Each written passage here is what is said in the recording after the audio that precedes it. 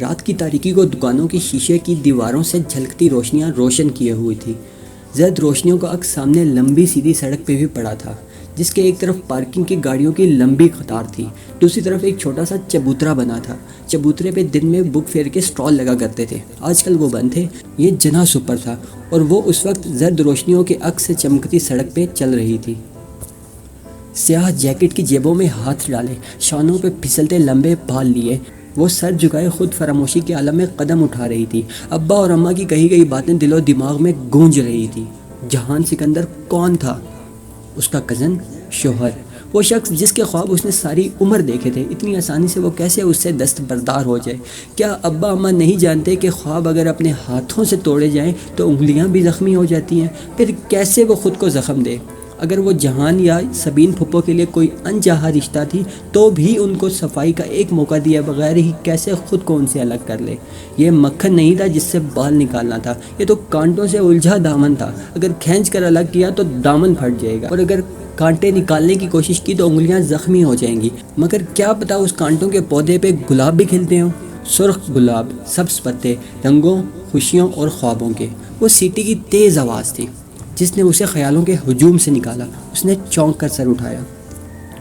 وہ 3 لڑکے تھے، جینز اور جیکٹس میں ملبوس۔ وہ مختلف سمتوں سے اس کی طرف آ رہے تھے، یوں کہ ہر طرف وہی تھے، گھیرا، نرغہ، تنگ دائرہ۔ جگہ قدرے سنسان تھی، خالی چبوترا تاریکی میں ڈوبا تھا، جگمگاتی روشن دکانیں ذرا دور تھی۔ اس کا دل دھک سے رہ گیا۔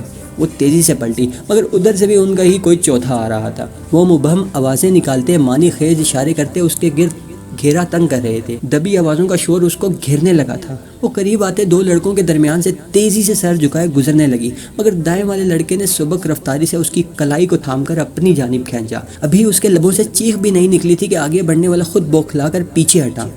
ٹن کی زوردار آواز کے ساتھ کسی نے اس لڑکے کے سر کے پچھلے حصے پہ کچھ مارا تھا۔ مرن جوگے، باجی کو تنگ کرتے ہو، چھوڑوں گی نہیں میں تمہیں۔ وہ اونچی لمبی ہٹی کٹی سی ڈولی ہاتھ میں پکڑا فرینک پین گھما گھما کر ان کو مار رہی تھی۔ حیا ہکا بکا سی 2 قدم پیچھے ہوئی، جس کو لگا تھا وہ سر پکڑے بلبلاتا ہوا پیچھے بھاگا۔ باقی 2 بھی ساتھ ہی دوڑے۔ ایک نے ذرا پھرتی دکھا کر ڈولی کو لات مارنی چاہی، ڈولی نے اسی فرینک پان کو گھما کر اسے ایسی ضرب دی کہ اس لڑکے کا گھٹنا چیخ اٹھا، شاید ٹوٹ گیا تھا۔ کم از کم اس کی چیخ سے تو حیا کو یہی لگا تھا، اور وہ لنگڑاتا ہوا بھاگ اٹھا۔ آئے بڑے سالے، ڈولی سے پنگا لیتے ہیں۔ وہ فادیانہ ہاتھ جھاڑتے ہوئے اب حیا کی طرف مڑا۔ سفید آٹے سے گویا اٹا ہوا چہرہ، آنکھوں کے گرد لمبی کالی لکیریں کھینچ کر لائنر لگایا ہوا، اور آنکھوں میں نیلے سب سے لینز، گالوں پہ سرخ پاؤڈر، بڑکیلا آئی شیڈو اور سرخ چونچ کی طرح کی لپسٹک، بھورے گولڈن بالوں کی لٹیں سر پہ لیے دوپٹے سے نکل رہی، یقیناً وگ تھی جیسے کہ عموماً ہوتی ہے۔ پہلی دفعہ جب اس نے ڈولی کو دیکھا تھا اسے کراہت آئی تھی، دوسری دفعہ خوف، اور اس روز ٹریفک جام پہ اسے دیکھ کر غصہ آیا تھا، اور آج کچھ بھی نہیں۔ وہ خاموشی سے تیز تیز سانس لیتی اس کو دیکھ رہی تھی۔ چھوڑو جی ان حرام خوروں کو باجی، ان کا تو کام ہی یہی ہے۔ میں بھی بڑی دیر سے تاڑ رہی تھی ان کو، پر مجھے کیا پتا تھا کہ اپنی باجی چی کو تنگ کر رہے ہیں۔ آئے بڑے۔ وہ پوری بات سنے بغیر ہی پلٹ گئی، سینے پہ بازو لپیٹے، سر جھکائے تیز تیز قدموں سے چبوترے کی جانب بڑھنے لگی۔ ایک خواجہ سرا کے ساتھ رات کے اس پیر سڑک پہ کھڑے ہونا قطعاً درست نہ تھا۔ ارے باجی جی گل تو سنو۔ وہ اس کے پیچھے لپکا۔ حیا چلتے چلتے رکی اور پلٹ کر سنجیدگی سے اسے دیکھا۔ کیا ہے؟ اس کا مومی چہرہ دکانوں کی زرد روشنیوں میں دمک رہا تھا۔ ہائے ربا، باجی جی تسی کتنے سونے ہو جی۔ وہ دونوں ہاتھ رخساروں پہ رکھے خوشی سے چہکا۔ اسے کراہت آئی نہ خوف، بس چپ چاپ اسے دیکھی گئی۔ شکریہ ہی کہہ دو جی، شکریہ۔ اور کچھ؟ اس کا انداز سپاٹ تھا۔ تسی تے ناراض لگتے ہو جی۔ ڈولی تم کیوں ہر جگہ میرے پیچھے آتے ہو؟ ہاں تو ٹینشن تے نہیں دیتی تانوں، ہمیشہ مدد ہی کیتی ہے۔ تمہیں کس نے کہا ہے میری مدد کو؟ کس نے تمہیں میرے پیچھے لگایا؟ بولو، جواب دو۔ ڈولی کا منہ آدھا کھل گیا، لینز لگی آنکھوں میں پہلے حیرت اور پھر آنسو تیرنے لگے۔ کسی نے نہیں جی۔ بڑی دیر بعد وہ دکھ سے بولا، مجھے آپ اچھی لگتی ہو اس لیے آپ کا خیال رکھتی ہوں، آپ کو برا لگتا ہے تو نہیں آؤں گی۔ دفتن حیا کا فون بجا۔ اس نے چونک کر ہاتھ میں پکڑے موبائل کو دیکھا، اس پہ پرائیویٹ نمبر کالنگ لکھا آ رہا تھا۔ وہ پیر پٹک کر چبوترے کی طرف آئی اور پاؤں لٹکا کر بیٹھ گئی۔ فون ابھی تک بج رہا تھا۔ اس نے فون کان سے لگایا اور ڈولی کو دیکھا جو چھوٹے چھوٹے قدم اٹھاتا سسکتا ہوا اس تک آ رہا تھا۔ ہیلو مس حیا، کیسی ہیں آپ؟ وہ میجر احمد تھا۔ اس کی آواز کے پیچھے بہت شور تھا۔ ڈولی آہستہ سے اس سے ذرا فاصلے پہ چبوترے پہ بیٹھ گیا، سر جھکائے وہ ہتھیلی سے آنسو پہنچ رہا تھا۔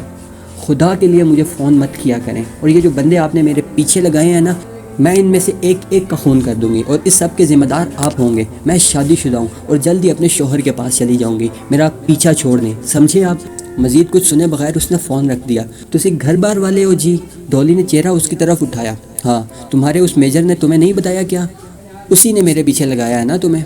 اللہ پاک کی قسم لے لو جی، مجھے کسی میجر ویجر نے نہیں بھیجا، میں خود آتا ہوں، اللہ کی قسم جی۔ اور روتے روتے کہہ رہا تھا۔ حیا کے دل کو کچھ ہوا، اسے لگا وہ سچ بول رہا ہے۔ میں کسی کو جا کر آپ کی باتیں نہیں بتاتا، مجھے بڑا پیار ہے جی آپ سے، قسم سے۔ وہ لب بھیجے اسے دیکھے گئی، کچھ تھا اس میں، پر اسرار، خوف زدہ کرتا مگر ترس و رحم آمیز۔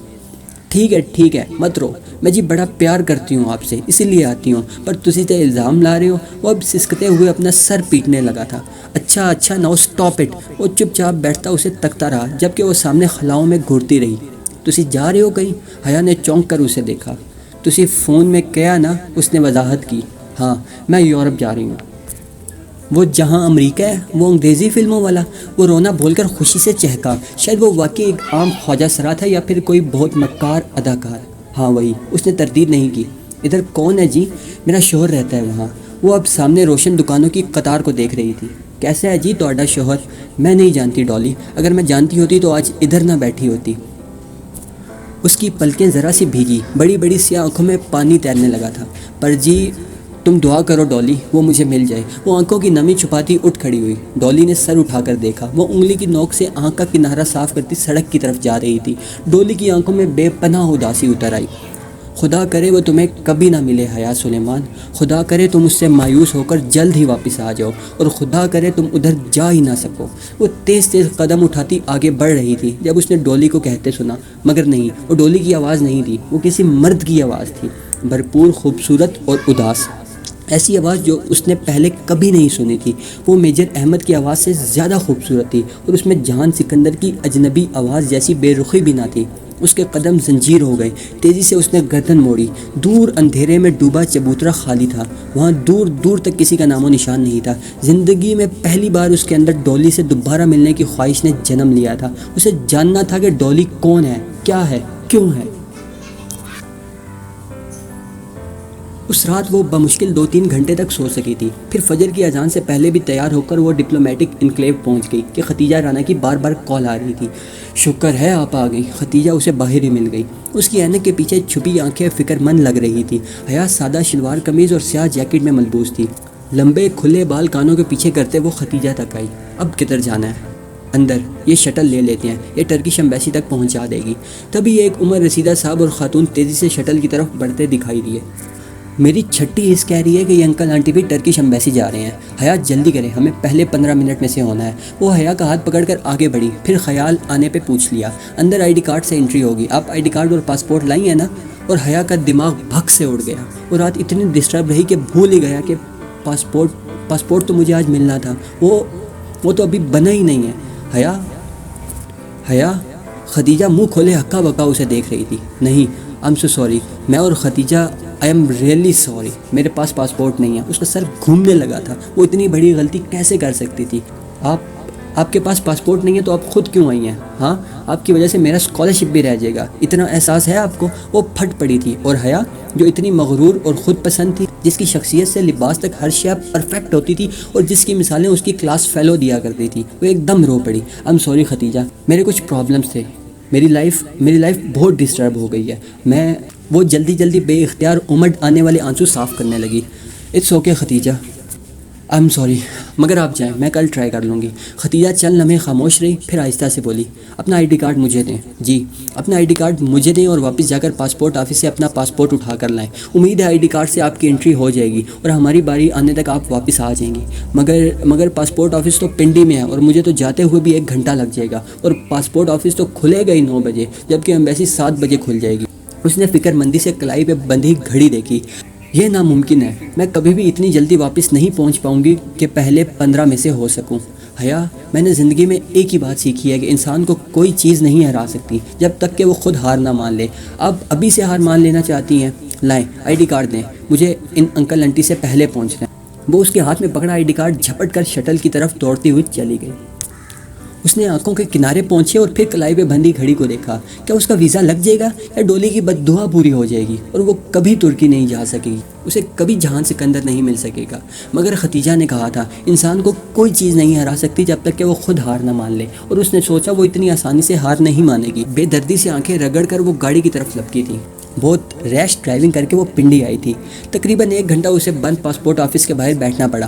خدا کر کے 9 بجے آفس کھلا تو وہ اندر بھاگی. شاید اس کی ہمت دکھانے کا صلہ تھا. 10 منٹ بعد وہ اپنا پاسپورٹ لیے آفس کی بیرونی سیڑھیاں اتر رہی تھی. تبھی کسی غیر شناسا نمبر سے کال آئی. اس نے کسی خیال کے تحت فون اٹھا لیا. ہیلو حیا, میں ختیجہ بول رہی ہوں. میرا فون تو باہر بھائی کے پاس ہے کیونکہ اندر سیل فون کی پرمیشن نہیں ہے. ابھی امبیسی کے گارڈ سے فون لے کر 100 منٹیں کر کے کال کر رہی ہوں. وہ ایک ہی سانس میں تیز بولے گئی. آپ کدھر ہیں؟ بس مجھے پاسپورٹ مل گیا ہے, میں آ رہی ہوں. میری انٹری ہوئی. اس نے گاڑی میں بیٹھ کر چابی اگنیشن میں گھمائی. شکر ہے میں نے تیز بھاگ کر ان انکل انٹی کو بائی پاس کر لیا. میں 14 نمبر پہ تھی اور آپ کی بھی انٹری کرا دی. آپ کا 15واں نمبر ہے. اوہ شکر. لیکن انہوں نے ان انکل انٹی کو روک رکھا ہے کہ اگر آپ نہ آئی تو ان کا انٹرویو ہو جائے گا. اور وہ انٹی مسلسل تسبیح پڑھ رہی ہیں. حیا آپ جلدی سے آ جائیں. میں آ رہی ہوں. بس ابھی آفس ٹائم ہے نا تو ٹریفک بہت ہیوی ہے. بس جلدی سے آ جائیں. یہ بار پوچھ رہے ہیں کہ میری دوسری ساتھی کدھر ہیں. بس تھوڑی دیر اور. اس نے ایکسیلیٹر پہ دباؤ بڑھا دیا. ٹریفک حسب معمول بہت پھنسا ہوا تھا. بے پناہ رش, ہارن کا شور, بند سگنل, پھنسی ہوئی گاڑیاں. وہ بار فکر مندی سے کلائی پہ بندی گھڑی دیکھتی اور پھر سست روی سے چلتے ٹریفک کو. بمشکل مری روڈ سے نکل پائی تو سکون کا سانس لیا. معمول کی چیکنگ کے بعد وہ 11 بجے تک اس اوپن ایئر لاؤنج میں پہنچ پائی جہاں ختیجہ تھی. ترکی کے نقشوں سے وہ لاؤنج سجایا گیا تھا. ختیجہ ایک صوفے پر منتظر پریشان سی بیٹھی تھی. اسے دیکھتے ہی اٹھ کھڑی ہوئی. شکر ہے آپ آ گئی حیا. انہوں نے سب کے انٹرویو روک رکھے ہیں, پہلے ہمارا ہوگا. اچھا مگر کیوں؟ لیکن کیوں کا جواب سننے کا وقت نہیں تھا اور پھر ان کو انٹرویو کے لیے کال کر لیا گیا تھا. وہ خوش شکل سا ترک ڈپلومیٹ ان کے انتظار میں بیٹھا تھا. وہ ختیجہ کے آگے چلتی ہوئی سامنے ہوئی اور اپنی فائل شیشے کی کھڑکی کے سوراخ سے اندر دی. اس کا دل زور سے دھڑک رہا تھا. اگر اس کا ویزا مسترد ہو گیا تو؟ اس آفیسر نے ان کی فائلیں اٹھائی, ان سے فارم نکالے اور فائلیں واپس بند کر کے رکھ لی. اگر اس نے ویزا دینا ہوتا تو ان کا انٹرویو کرتا, کچھ تو پڑھتا, کوئی سوال تو پوچھتا. مگر وہ بس سرسری سا فارم کو دیکھ رہا تھا. تو کیا واقعی اس کا ویزا مسترد کرنے لگا تھا؟ فارم پہ ایک نگاہ دوڑا کر اس نے سر اٹھایا اور سنجیدگی سے ان دونوں کو دیکھا جو بنا پلک جھپکے سانس روکے اس کو دیکھ رہی تھی. آپ کدھر تھی؟ میں اتنے دنوں سے آپ کا ویٹ کر رہا تھا. اس نے ساتھ ہی میز پہ رکھا ایک کاغذ اٹھایا. مجھے سبانجی یونیورسٹی نے یہ لسٹ بھجوائی تھی, اس میں آپ کے نام ہے تاکہ میں آپ کا ویزا لگا دوں. خیر ویزا کل تک سٹیمپ ہو جائے گا. آپ میں سے کوئی ایک کل آ کر دونوں پاسپورٹ پک کر لیں. شام 4 بجے تک. رائٹ. فرد جذبات سے ان کی آواز نہیں نکل رہی تھی. دل یوں دھڑک رہا تھا گویا ابھی سینہ توڑ کر باہر آ جائے گا. وہ جیسے ہی اس کے آفس سے نکلی ایک ساتھ رک گئی اور ایک دوسرے کو دیکھا. I'm sorry Khatija. بھیک وقت دونوں کے لبوں سے نکلا تھا اور پھر وہ دونوں ہنستے ہوئے ایک دوسرے کے گلے لگ گئی. بالآخر اسے یقین آ گیا تھا کہ ہاں وہ ترکی جا رہی ہے, وہ بھی پورے 5 ماہ کے لیے.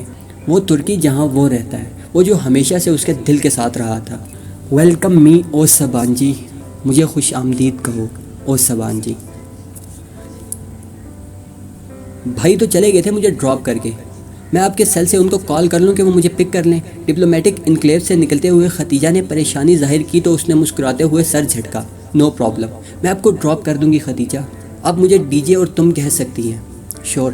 اس نے پارکنگ میں کھڑی کار کا لاک کھولا. مجھے جناس اوپر جانا تھا. یوں نہ کریں کہ کچھ شاپنگ کر لیں. آپ نے کچھ تو لینا ہوگا ختیجہ. اس کی تاکید کے باوجود وہ تکلف ختم نہ کر سکی. سویٹرز لینے ہیں, وہاں بہت سردی ہوگی, پھر وہیں چلتے ہیں. سائن شور کے بالمقابل چبوترا خالی تھا, مگر دن کے وقت وہ اتنا ویران نہیں لگ رہا تھا جتنا پچھلی رات لگا تھا. اور وہ آواز, وہ سر جھٹک کر آگے بڑھ گئی. اوہ یہاں سیل لگی ہے, آئیں کچھ دیکھ لیتے ہیں. وہ کافی دنوں سے سوچ رہی تھی کہ یہاں سے کوئی اچھا شرٹ پیس لے آئے اور آج تو سیل بھی لگی تھی. وہ اور ختیجہ آگے پیچھے شیشے کا دروازہ دھکیل کر اندر داخل ہوئی. شاپ کے اندر وہی مخصوص ماحول تھا, ہیٹر کی گرمی اور باہر کی خنکی کا ملا جلا تاثر, زرد سپاٹ لائٹ سے چمکتی چھت اور ہر طرف شوکیسز پہ پھیلے کڑھائی والے کپڑے. وہ ماؤسی سٹینڈ پہ لگے نمونے دیکھتی آہستہ آہستہ قدم بڑھا رہی تھی. سامنے ورک ٹیبل تھی جس کے پیچھے کھڑا مستعد سیلز مین اسے دیکھ کر فوراً متوجہ ہوا تھا. جی میم, یہ پنک والا دکھائیں جس پہ وائٹ ایمبرائڈری ہے. اس نے انگلی سے پیچھے رول کیے ہوئے تھان کی طرف اشارہ کیا. سیلز مین نے گردن پھیر کر دیکھا. میم یہ میں نے سامنے رکھا ہے, یہ سامنے ہی پڑا ہے. وہ اسے چند فٹ بائیں جانب اشارہ کر رہا تھا جہاں ایک فیملی کھڑی اس کپڑے کا معائنہ کر رہی تھی. اوہ تھینکس. وہ چند قدم چل کر بائیں جانب آئی جہاں میز پہ وہ خوبصورت کڑھائی والا شرٹ کا فرنٹ پیس پھیلا ہوا تھا. حیا کے بالکل بائیں طرف کھڑا ایک نوجوان سر جھکائے ہاتھ میں کپڑے کو مسل کر چیک کر رہا تھا۔ اس کے ساتھ ایک نفیس معمر سی خاتون اور ایک کم عمر اونچی پونی والی تیل والی لڑکی کھڑی تھی۔ ممی یہ پنک والا لے لیتے ہیں، ثانیہ بھابی کا کمپلیکشن فیئر ہے، ان پہ سوٹ کرے گا۔ کیوں بھائی؟ وہ اب نوجوان سے رائے مانگ رہی تھی۔ حیا نہ چاہتے ہوئے بھی ان کی طرف متوجہ ہو گئی۔ اسے بس یہی جلدی تھی کہ کب وہ شخص اس کپڑے کو چھوڑے اور وہ اسے دیکھ پائے۔ اس وقت بھی گلابی شرٹ کا کپڑا اس کے ہاتھ میں تھا۔ اس نے اسے ہاتھ میں یوں پکڑ رکھا تھا کہ اس کی ہتھیلی والی طرف اوپر تھی۔ حیا اس کے ہاتھ میں پکڑے کپڑے کو دیکھ رہی تھی جب دفتن اس کی نگاہیں کپڑے سے اس شخص کی کلائی پہ پھسلتی گئی۔ وہ بری طرح چونکی۔ اس کی کلائی پہ کانٹے کا سرخ گلابی سا نشان تھا، جیسے جلا ہو یا کوئی برتھ مارک۔